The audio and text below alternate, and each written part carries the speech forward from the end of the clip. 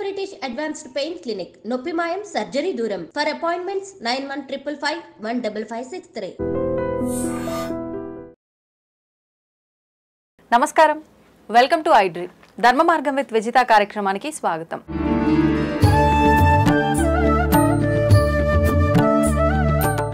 ప్రస్తుతం మనతో పాటు ఉన్నారు శ్రీ మహాకాళి ఉపాసకులు శ్రీ యోగి నరేంద్రానంద స్వామీజీ గారు. ఇప్పుడు వారితో మాట్లాడి మరిన్ని విషయాలు తెలుసుకుందాం.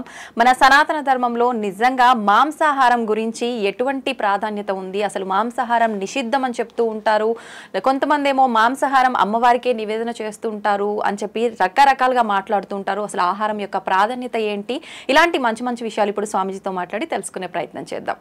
నమస్కారం స్వామీజీ. స్వామీజీ, సనాతన ధర్మం అనగానే చాలా గొప్పది, చాలా పవిత్రమైనది. మనం కనుక ధర్మాన్ని ఆచరిస్తే మనం ప్రతి నిత్యం చేసే పనుల్లో కనుక మన ధర్మంలో కూడి ఉన్న పనులు ఏదైతే ఆచరిస్తూ ఉంటామో మన యొక్క జీవితం అనేది ఒక మంచి మార్గంలో వెళ్తుంది అని చెప్పి పెద్దవాళ్ళు చెప్తూ ఉంటారు. కానీ ఈ మధ్య కాలంలో సనాతన ధర్మం అనగానే 1కి 10 మంది 1000 మంది పుట్టుకొస్తున్నారు చెప్పడానికి. అసలు నిజంగా మాలాంటి వాళ్ళు సనాతన ధర్మం గొప్పది, ఓకే, ఈయన ఇలా చెప్తున్నారో ఆయన అలా చెప్తున్నారో, అసలు ఏది నిజమైన ధర్మం, మేము ఆచరించాలి అనిపిస్తే కనుక ఏం ఆచరించాలి అనే సందేహం ప్రతి ఒక్కరిలో ఉంటుంది. ఏంటి అసలు సనాతన ధర్మం అంటే, ఎలా ఆచరించాలి మేమందరం కూడా? శుభం తల్లి, ఒక మనిషి పుట్టిన కాడి నుంచి అంటే జన్మించిన దగ్గర నుంచి మరణించి అతనికి దశదిన కర్మలు చేసేంత వరకు, అతను మరణించిన నాటి నుండి సంవత్సరం పూర్తయి ఆబ్దికాలు జరిపేంత వరకు ప్రతి క్షణం అతని జీవితంలో ప్రతి క్షణం అంటే పుట్టుక దగ్గర నుంచి మరణించిన తర్వాత కూడా ఆత్మ ప్రయాణం ఎలా ఉంటుందని ఖచ్చితమైన ఆధారాలతో తెలియజేసినటువంటి ధర్మం సనాతన ధర్మం. సనాతన ధర్మం అనేదమ్మా మతం కాదు. ఒక మతం అంటే మనిషితో ప్రారంభమై తన యొక్క ఆలోచన విధానాలు అనేవి జనంపై రుద్దబడితే దాన్ని మతం అంటారు. మతం అనేది ఒక మనిషి ద్వారా ప్రారంభమవుతుంది. ధర్మం అంటే సృష్టితో పాటు ప్రారంభమయ్యేదాన్ని మాత్రమే ధర్మం అంటారు. సృష్టి ప్రారంభం ఎక్కడైతే ప్రారంభమైందో సృష్టితో పాటు ధర్మం కూడా ప్రారంభమైనది. అది సృష్టి అంతమైనంత వరకు అలాగే ఉంటుంది. చాలామంది అంటుంటారు ఈ మతం పెరిగిపోతుందండి, ఆ మతం పెరిగిపోతుందండి. ఏ మతం ఎక్కడికి పెరగదమ్మా. ఈ లక్షల సంవత్సరాల యుగంలో ఇప్పుడు త్రేతాయుగం, కృతయుగం, త్రేతాయుగం, ద్వాపరయుగం, కలియుగం, ఇక్కడ ప్రతి యుగంలో కూడా ధర్మానికి ఇబ్బంది జరుగుతానే ఉన్నది. మీరు ఈ విషయాన్ని గమనించాలి తల్లి. ఇప్పుడు కృతయుగం రాముల వారి, త్రేతాయుగం రాముల వారిని తీసుకోండి. చాలామంది రాముల వారిని తీసుకుంటే రామాయణాన్ని తీసుకుంటే రాముల వారి జీవిత చరిత్ర గురించి ఆలోచిస్తారే కానీ ధర్మ అధర్మాల గురించి ఆలోచించరు. ఎక్కడైతే ప్రకృతికి విరుద్ధమైనటువంటి భావాలు పురుడు పోసుకుంటాయో, ఎక్కడైతే ఈ సహసిద్ధంగా ఏర్పడిన ప్రకృతి ధర్మాలు నాశనానికి బీజం పడతాయో ఆ బీజాన్ని కోకటేలు సహా పీకివేయటానికి దైవం అనేది ఉద్భవిస్తుంది.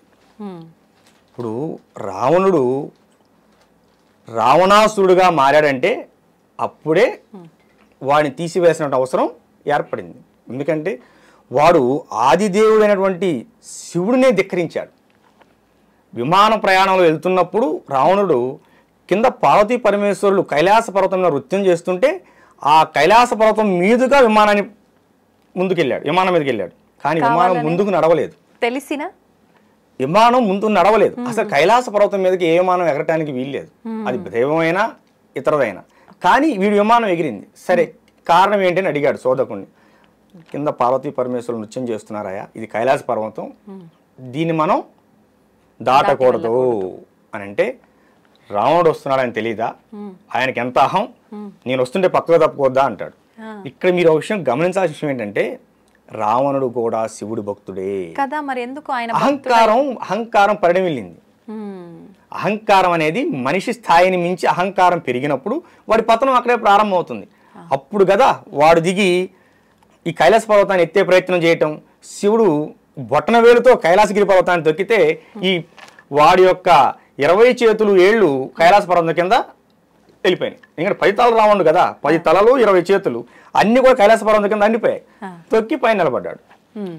వాడి రవం అంటే అరుపుతో ప్రపంచం మొత్తం మొత్తం దద్దరిల్లిపోయింది. ప్రపంచం మొత్తం దద్దరిల్లిపోయింది. దద్దరిల్లిపోతే అప్పుడు ఎవరో మహానుభావుడు వచ్చి, ఒరే అరవటం ఎందుకురా ఆపు, ఆ పరమేశ్వరుని స్తుతించు, అప్పుడు కనకరించి ఆ బొటనవేలు తీస్తాడు, నువ్వు లేచి బయటికి వెళ్ళొచ్చు అంటాడు. అప్పుడు రావణాసురుడు శివుని స్తుతిస్తాడు. స్తుతించినప్పుడు ఆయన గారు భక్తికి త్రోలడోళ్ళు కదా శివుడు అంటే, కాదు తీస్తాడు. ఆ వాడు పెట్టినటువంటి రవం, దాన్ని అరుపుని రవం అంటారు సంస్కృత భాషలో. వాడు పెట్టిన రవానికి ఈ ప్రకృతి ప్రపంచం మొత్తం చెవులు చిట్లిపోయేలాగా ఆ శబ్దానికి అల్లాడిపోతుంది సంవత్సరం కాలం మొత్తం. కనుక ఒరే నువ్వింత రవం పెట్టి అల్లకొల్లోలం చేశావు గనక నువ్వు నేటి నుంచి రావణుడు రా అని పేరు వచ్చింది వాడికి. అప్పటి నుంచి రావణుడు అని పేరు వచ్చింది. ఓకే, ఈ రావణుడు కాస్త అప్పుడు కూడా శివుడి యొక్క ఆత్మలింగాన్ని తీసుకున్నాడమ్మా. రావణుడు అని తక్కువ కాదు. కానీ వాడిలో ఎప్పుడైతే అసుర భావాలు పెరిగాయో, పరస్త్రీ వ్యామోహం పెరిగిందో, వాడు రావణాసురుడయ్యాడు. రావణ అసురుడయ్యాడు. ఇప్పుడు పరస్త్రీ వ్యామోహం అన్నారు కదా, అంటే మీరు మాట్లాడింది సీతమ్మ గురించేనా? కాదు కాదు, సీతమ్మ లంకలోకి వెళ్ళక ముందే కొన్ని వేల మంది స్త్రీలు ఉన్నారు అక్కడ. రాణివాస స్త్రీలు, రాక్షస స్త్రీలు. వారికి కంటికి ఎవరు నచ్చితే వాళ్ళని తీసుకెళ్లి వరశోకంలో పెట్టుకోవడమే. ఇప్పుడు రావణాసురుడు ఎంతో గొప్ప గొప్ప గ్రంథాలు, శాస్త్రాలు అవపోసన పట్టిన వారిలో హనుమంతుల వారు ఒకరు, రావణుడు ఒకరు అని అంటారు కదా. రావణ బ్రహ్మ, రాబోయే కాలంలో బ్రహ్మ అంటారు కదా. అంత జ్ఞానం ఉంది అనంటే, ఒకరికి చెప్పే స్థాయిలో ఉన్నారు అనంటే, ఆయన అంత మూర్ఖమైన ఆలోచనలు చేసి పరస్త్రీ వ్యామోహంలో ఉండటము ఏంటి? అదంతా అది మూర్ఖం కాదమ్మా, అహం.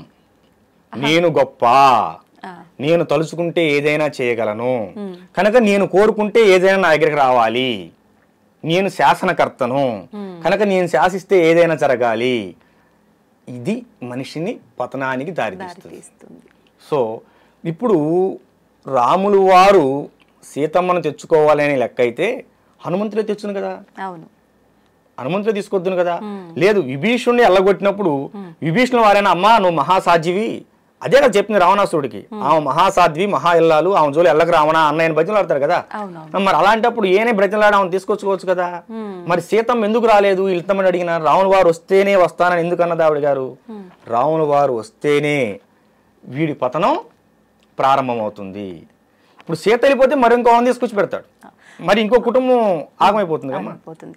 అయితే ఒక చిన్న సందేహం అండి, నేను ఇంతకు ముందు వేరే గురువులతో చేసినప్పుడు వాళ్ళు నాతో మాట్లాడిన విధానంలో అసలు రావణుడు తీసుకెళ్ళింది సీతమ్మ వారిని కాదు, ఒకవేళ తీసుకెళ్లిన విధానం కూడా ఆయన ఆడవారి పైన వ్యామోహంతో కాదు, శూర్పణఖ ముక్కు చెవులు విషయంలో ఆ కోపంతో అలా తీసుకెళ్లాల్సి వచ్చింది ఒక విషయం.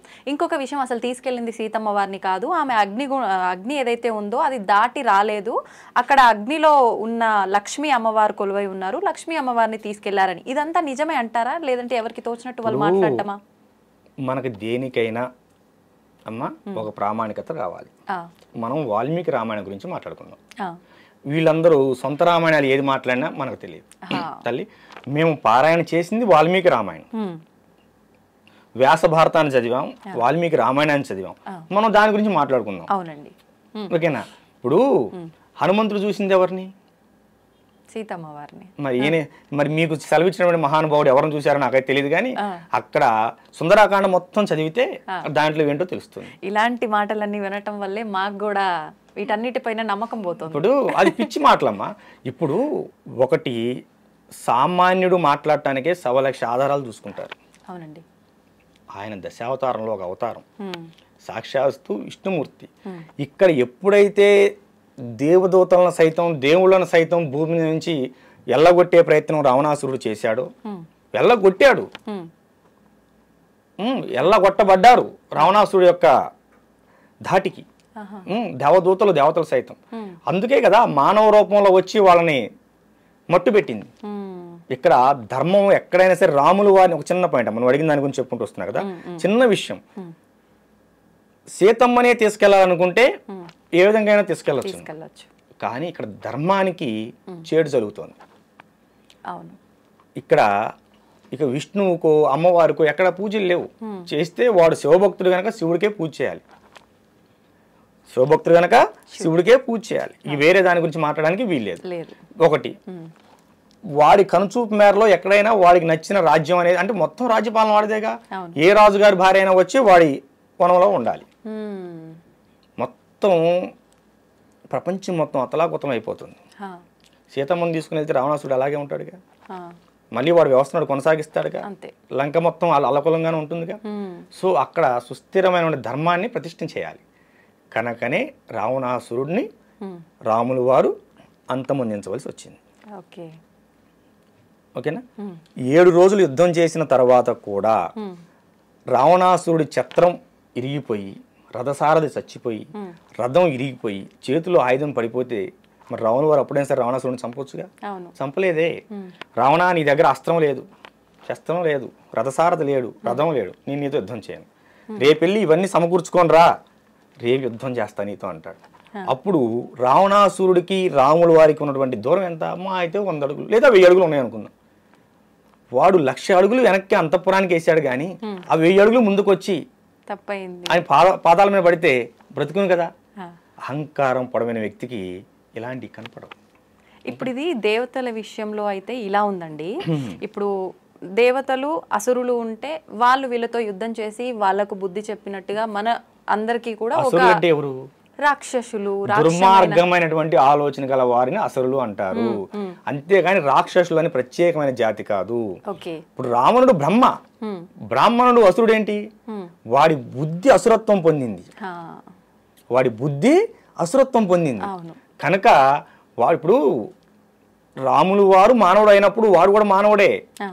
ఓకేనా. మానవుడైన రాములు వారు దేవుడయ్యాడు. అదే మానవుడై ఉండి బ్రహ్మస్థానం పొందినటువంటి రావణుడు అసుర బుద్ధితో అహంకారపూరితమై రాక్షసుడుగా మిగిలాడు. ఇది తప్పు అని చెప్పిన తమ్ముడు తర్వాత లంకాది నగరానికి రాజు అయ్యాడు. ఓకేమ్మా. అంటే ఇక్కడ విషయం ఏంటంటే, ఎక్కడైనా సరే అధర్మం అనేది పెంచుమీరుతూ ఉన్నప్పుడు దాన్ని కూకటి వేళ్ళతో సహా పీకివేయడానికి ధర్మం ఒక చోట పురుడు పోసుకొనే ఉంటుంది. కనుక మీరెవరూ బాధపడవద్దు. మొన్న ఇరాక్లో తవ్వకాలు తవ్వారు, పురాతన తవ్వకాలు. 30,000 సంవత్సరాల నాటి దేవాలయం బయటపడింది, బంగారపు నాణ్యాలు బయటపడ్డాయి.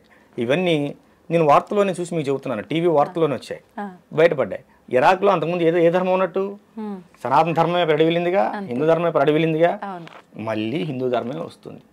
ఈ కొట్లాటలు కొట్టుకొని తిట్టుకొని బాంబులు వేసుకొని అలిసిపోయి అందరూ ఇక చాలు, మనకి ఈ మతాలు వద్దు, మన ధర్మానికి మనం పోదాం, నమస్కారం అంటారు. నిన్నదా కేరళ అలా ఉన్నది, కేరళ మన ధర్మం వైపు వచ్చిందిగా.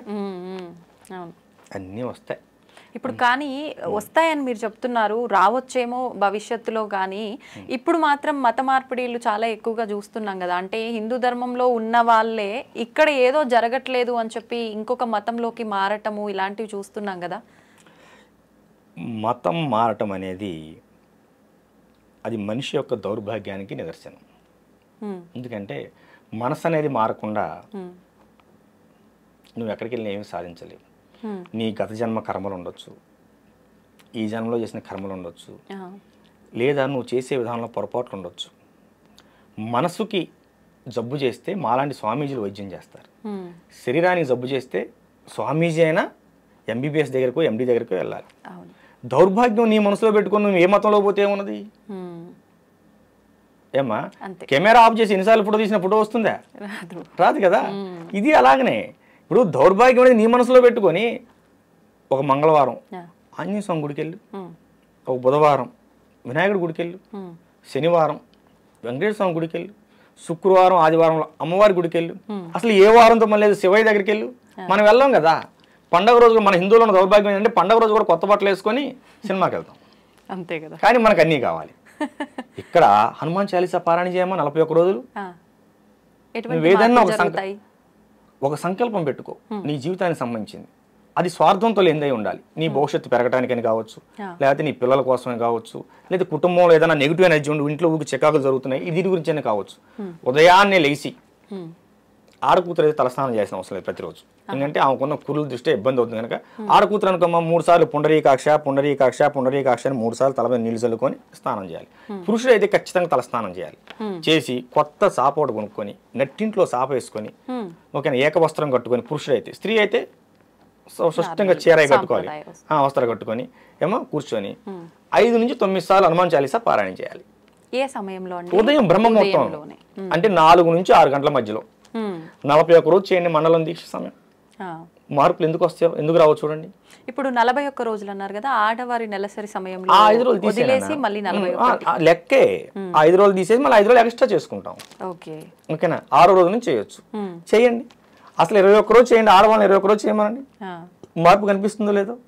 మనసులో తెలియని ప్రశాంతి వస్తుంది, తెలియని హాయి వస్తుంది, ముఖంలో తెలియని ఆకర్షణ వస్తుంది. మనం చెయ్యంగా. అంతే. ఆదివారం వస్తే మాంసం తినాలి, పిల్లలకు సెకండ్ సాటర్డే వస్తే సినిమాకి పోవాలి, కానీ మాకు దేవుడు అన్నీ ఇవ్వాలి. ఏమ్మా? కానీ మాకు దేవుడు అన్నీ ఇవ్వాలి. అంటే దేవుడు మనం ఇవన్నీ చేస్తేనే ఇవ్వాలా? నీ ఏకాగ్రత ఉండాలి. ఇవన్నీ చేస్తేనే నువ్వు ఏకాగ్రత అవుతుంది. ఇప్పుడు నేను మనసులో నాకు దేవుడి పైన చాలా భక్తి ఉంది, నేను ప్రదర్శించాల్సిన అవసరం ఏముంది? నా పనులు నేను చేసుకుంటాను యథావిధిగా. దేవుడి పైన నాకు నమ్మకం ఉంది, భక్తి ఉంది. అలా దేవుడు అనుగ్రహించడం. దేవుడికి కూడాను నీ పైన నమ్మకం ఉంది. మరి నువ్వు అయ్యాలి వాళ్ళని కోరుకుంటున్నావుగా. నువ్వు ఏ కోరిక లేదు కదా, కోరిక లేని ప్రశాంతంగా బతుకు. నాకు ఏ కోరిక లేదు. అంటే ఇప్పుడు ఉన్న లౌకిక ప్రపంచంలో ఖచ్చితంగా ఉండాల్సిందే కదా. లౌకిక ప్రపంచంలో నీ కనీస అవసరాలు ఎలా ఉంటాయో ఈ కలియుగంలో నామస్మరణ అంత ఉత్తమమైనది. నువ్వు నిత్యం నామస్మరణ చేస్తూ ఉండు. ఫలితం వస్తుందో రాదు? ఖచ్చితంగా వస్తుంది. శ్రీకృష్ణుడు వారు ఏమన్నారంటే, నా పేరు మీద 10 రూపాయలు దానం చెయ్యి, నీకు 100 రూపాయలు ఇస్తా అన్నాడు. నా గురించి 10 మందిలో చెప్పు, నీ గురించి దేవలోకంలో చెప్తా అన్నాడు. నా యొక్క నామాన్ని, కృష్ణ కృష్ణ అనే నామాన్ని నిత్యం నువ్వు పలుకుతూ ఉండు, నీతోనే ఉంటానయా అన్నాడు. అవునా? నువ్వు నిత్యం నామస్మరణ చేయి, భగవంతుడు నీతోనే ఉంటాడు. శ్రీమాత్రే నమః అనే అమ్మవారి యొక్క మంత్రాన్ని రోజుకు 108 సార్లు మనసులో అనుకుంటూ ఉండు. నువ్వు వంట చేస్తూ ఉండు, వంట చేస్తూ అనుకుంటూ ఉండు. 90 రోజులు నీ భర్త ఎలాంటి వాడైనా సరే నీ కుటుంబం సఖీపడుతుంది. ఇప్పుడు అంటే నామస్మరణ చేయడం వల్ల, మంత్రం చెప్పడం వల్ల ఇంత ఫలితం ఉంటుంది. కానీ ప్రతి ఒక్కరికి తలరాత ఒకటి ఉంటుంది. భగవంతుడు మనం తల్లి గర్భంలో పడగానే అంత రాసేస్తాడు అని అంటుంటారు కదా, దాన్ని తప్పించుకునేది కూడా ఎవరికి సాధ్యపడదంటారు. మరి నామస్మరణ వల్ల మార్పులు ఎలా వస్తాయంటారు? కర్మ దోషాలు ఖచ్చితంగా తొలగిపోతాయి. రుణానుబంధానికి సంబంధించిన దోషాలు ఖచ్చితంగా తొలగిపోతాయి. నామస్మరణ. శబరి రామ రామ రామ అనుకుంటే అడవిలో ఉంది. రాముల వారు అంతా కూడా అరణ్యవాసం వచ్చి శబరి దగ్గరికి వచ్చాడు. శబరిగా అయోధ్య రాలేదు, రాముల వారే నడుచుకుంటూ శబరి దగ్గరకు వచ్చాడు. ఏం జరగలేదా? యశోదమ్మ శ్రీకృష్ణుడు కనలేదుగా. కానీ అప్పుడు ధర్మం 3 పాదాల పైన, పాపము ఇదంతా ఒక పాదం పైన. ఇప్పుడు చూస్తే అంత రివర్స్ లో ఉంది కదా. ఇప్పుడు సాధ్యమే. అప్పుడు 108 మంత్రజపం చేస్తే సిద్ధయ్యేది. ఇప్పుడు 1,00,000 కాదు 10 లక్షలు చేయాలి. ఓకేనా? ఇప్పుడు కష్టం ఎక్కువ పడాలి. అప్పుడు 10 సార్లు కృష్ణ అంటే 11 సార్లు అమ్మ అనేవాడు. కానీ ఇప్పుడు నువ్వు అనిత్యం నామస్మరణ చేస్తే ఏదో సందర్భంలో భగవంతుడు, ఇప్పుడు సద్గురువులు ఉంటారు, గురువులు ఉంటారు, నిత్యం మనకి మాస్టర్స్ అంటారు. సిద్ధ గురువుల సంచారం జరుగుతూనే ఉంటుంది. ఇక్కడ నేను మాట్లాడుతున్నాను, ఇక్కడ నా గురుదేవులు నా పక్కనే ఉండొచ్చు. నాకు 2 గురువులు. నా గురుదేవుడు యోగి పూర్ణచంద్ర మహారాజు వారు మొదటి గురువు. ఈ శిలను శిల్పంగా చెక్కింది ఆయన గారే. ఈ శిలను శిల్పంగా చెక్కి ఒక దారిలో పెట్టింది ఆయన గారే. 2018లో మా గురుదేవులు లలిత అమ్మవారిలో ఐక్యమయ్యారు. మా గురుదేవులు లలితా ఉపాసకులు, గొప్ప లలితా ఉపాసకులు.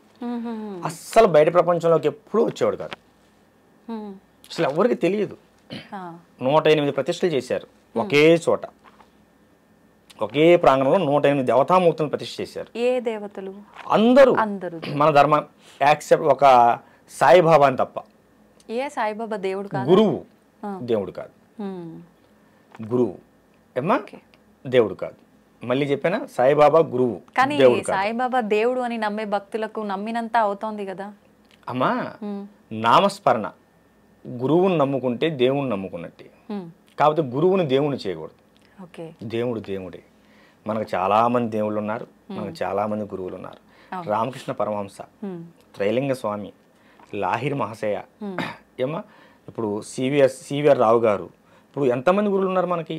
సిద్ధయోగులు, పూర్ణులు, యోగులు, మహర్షులు ఎంతమంది ఉన్నారు? ఇప్పటికీ హిమాలయాల్లో మన యోగులు సంచరిస్తూనే ఉన్నారు. ఇప్పుడు ఏమైందంటే సినిమా ప్రపంచం, ఎవరిని చూపిస్తే వాళ్ళే దేవుడు. మీరు నన్ను పట్టుకురాలా, ఎక్కడ ఉండండి అట్లా. కనుక ఇది కాదు, మనం వాస్తవగతిలో జీవిద్దాం, వాస్తవంగా మాట్లాడుకుందాం. ఏ తల్లి, అది విషయం.